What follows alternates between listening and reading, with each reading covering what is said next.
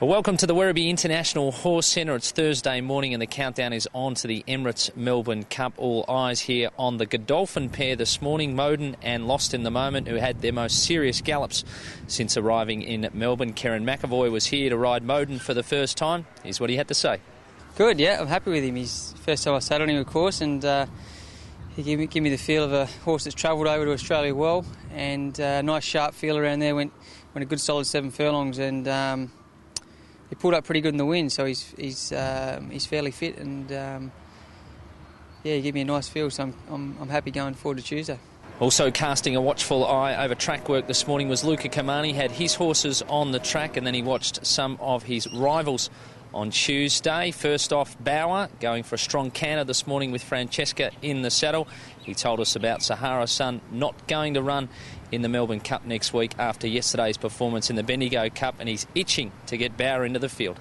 Bauer, I think, is very well. As you've seen him in the Herbert Power and in the Geelong Cup, he ran 2 excellent races. He's in very good form.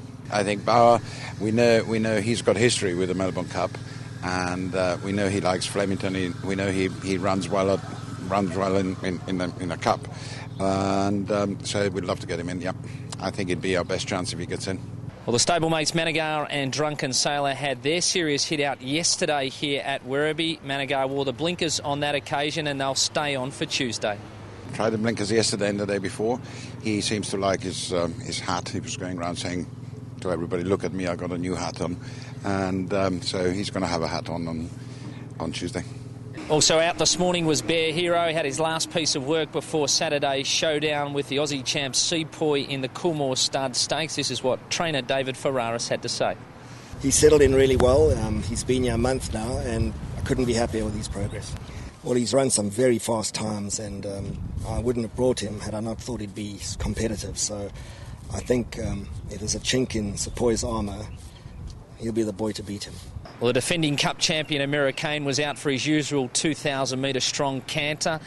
Connection's happy with the way he is progressing as well. Jukebox Jury and Fox Hunt did their most serious piece of work since arriving here. Jukebox Jury shading the stablemate in a 2,000-metre gallop. Colleen Bamford's the lucky owner of both Jukebox Jury and American. She's excited in the countdown towards Tuesday's race.